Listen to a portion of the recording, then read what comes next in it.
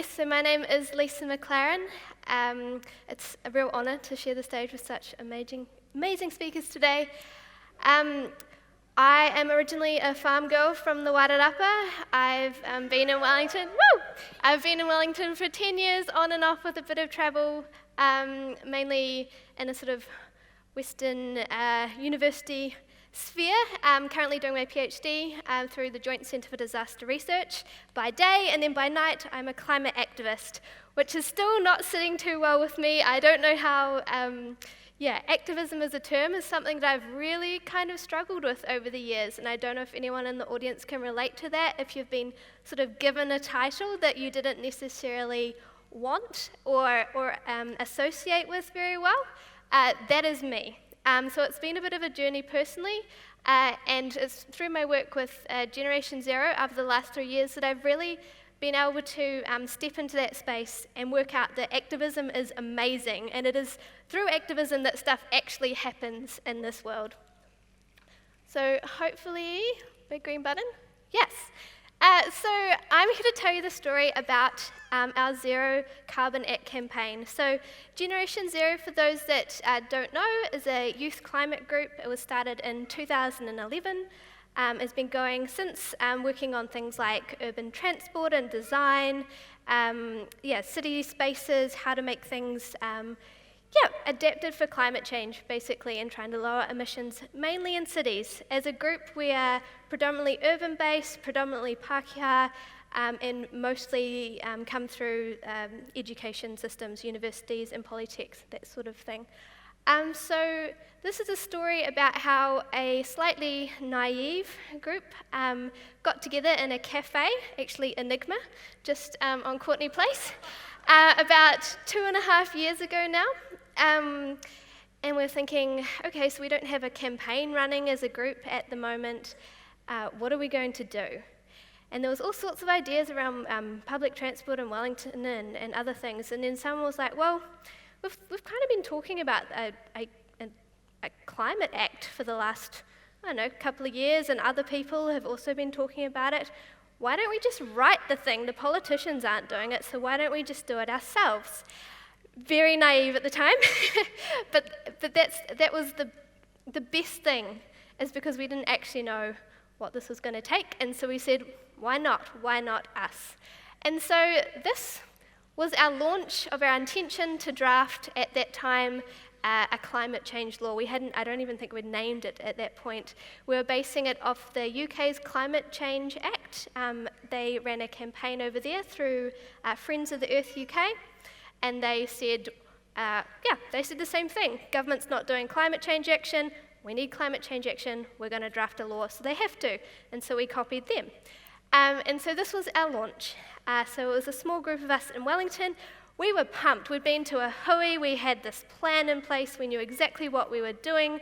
And we invited all this media to Parliament, and it was going to be this big fanfare. And this was us. And only us and our flatmates that got dragged along to be in photos, and no media, no one cared. It was literally me standing there reading a speech, because I couldn't do any public speaking back then. I was terrified. And then, so no media showed up. But we decided we'd do it anyway. We were this far in, we'd said publicly we were going to do it, so we kind of had to. So from there, we started talking to different community groups, and we formed a policy reference group with some amazing academics and policymakers and lawyers and government, and drafted what we thought was an amazing blueprint for a new climate law for New Zealand. And then people actually started to pay attention to us. We were no longer this crazy group of youth who thought they could do climate law. We were that group, and we stood outside Parliament again and said, this is us. And we named it. We called it the Zero Carbon Act. There was a lot of debate about whether that was a correct name or not, but it seems to have been picked up. Most people, when I talk to just random community members now, they seem to have heard of it, which is really exciting. And so we launched this blueprint of what we thought this should look like. We got youth parties on board, so Young Nats, Young Greens, Young Labour, Young New Zealand First all said, yeah, actually, our politicians from our party, you should be doing more for this issue, and we really back that. And to be honest, getting the Young Nats on board was one of my most favourite parts of this whole campaign, because it showed, as young people across the political spectrum, we need action on climate change, and this, in New Zealand, is currently the best way we see to do that. So then we just went and talked about it to anyone that would listen, literally anyone. I've been to church groups and sports clubs. Up and down the country, we've got volunteers, just like all of you in the audience. You could be one of our spokespeople. It's not a coveted title, it just means you turn up on the day and you speak about the Zero Carbon Act. So we have these people going out and talking to community groups and saying, this is a good thing, we think it's a good thing, what do you think about it? And that's something we've tried in this whole campaign, is to be very open-minded. And we know that climate change is scary. We know that a lot of different community groups are going to be really severely impacted by this. Their economies, the way they function as a community, their homes, their marae, everything is on the line with climate change, and that's scary. So if you go to people and say, we know this is a problem, let's have a talk, let's talk about it, let's have a discussion, what do you think? It's so much better than going in there and being like, climate change, climate law, sign up, now. It just doesn't work. So you've got to be open to those discussions, and I think that's where we did succeed. I couldn't talk about a climate law without putting in a little bit of policy, and now's the time I normally say, if you want to go to sleep, please go, no, feel free, but don't. This is really, really important, and it's quite basic, so bear with me. So we're trying to put forward new climate law to get us on target for net zero emissions by 2050. So in plain English, our emissions are going up. And even though they're meant to be going down, they're still going up. And this is a failure of 20 years of inaction by different governments. So this is a long-term thing. We've known about this for as long as I've been alive. But each government has successively failed to do something, and that's now unacceptable. So we want emissions to go down. And to do this, we've got this long-term target and then these little stepping stone targets along the way. It's like going on a diet. If you think in 2 months' time, I want to be 10 kgs lighter, that's really ambitious. But if you're not tracking yourself and your progress along the way, you get to 2 days before the date and you're like, oh my gosh, I now have to drop 9 kgs. So it's just not plausible. So what we're doing is making sure we hold different governments to account along the way to this 2050 goal.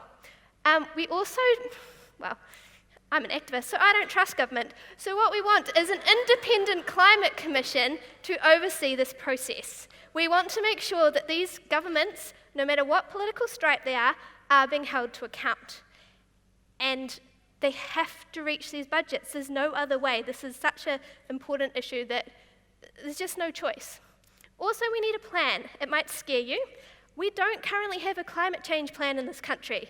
We've signed up to the Paris Agreement. I was there, and a few people in the audience were too. It was extremely exciting. It's this moment, but also terrifying, because it's not enough. It's just simply not enough. And every time I say that, I get emotional, because it's scary stuff. So yeah, we need a plan for reducing our emissions, and we also need a plan for adapting to climate change. Big green button? Wrong button. There we go. So yeah, we took this UK climate law and we thought, this is great, it's great structure, we have a sort of similar parliamentary system, but how do we tailor it for the New Zealand context? Te tiriti, sorry, I'm trying to learn.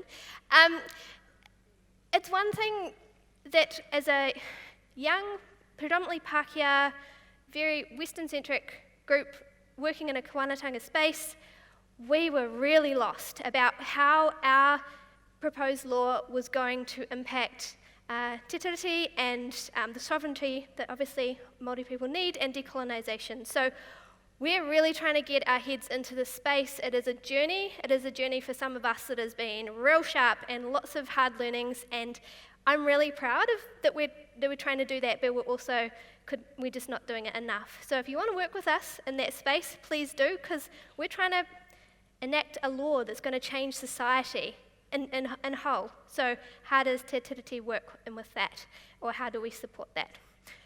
Also, some big questions around what this transition is going to look like. Are we allowed to use international credits? So I don't know if you know, but we buy our way out of climate change through international carbon credits. That's just how we've done it in the past. We basically buy our way out of the problem, and we don't think that's good enough. We want that to stop. We want emissions home. Do we treat emissions differently from farming, predominantly methane, to other different gases? And then how are we supporting our neighbours in the Pacific? So it's, yeah, I guess with this slide, it's just people. So that if I can get nothing else across today, surround yourself with people who want to do stuff similar to you, and just do it. There'll be haters. There were so many haters with our campaign, and there were haters that had a goal to actually make us fail. And there are still people like that. We're going against the grain here in a lot of these issues, and there's a lot of money at stake with what we're fighting for. So I don't want to swear in front of this group, but just like, ignore them. There we go. Yeah. And do fun stuff. Get people involved. There's no point in trying to do this campaigning type thing if people aren't excited about it. And making policy sexy is hard. It is really hard. This stuff is dry. Even for me, and I'm kind of a policy nerd, I kind of fall asleep and leave the real lawyer policy people to it. But get out. We did our bike tour from Auckland down to Wellington, got out and talked to rural communities. Yeah, so just have some fun. Have lots of drinks. Support your team. Make sure that you support your, alcoholic or not, support your team. Make sure that your people are taken care of. And this was just a shout out because we did it. So we've got this amazing submission that our policy team have worked so hard on, and we've delivered it to government. So now they've got to actually take that up, hopefully with all the other submissions that came along over the past 6 weeks of consultation. Hopefully in October we get a law tabled, hopefully April next year we get a law passed, and we can actually do this climate thing. Thank you.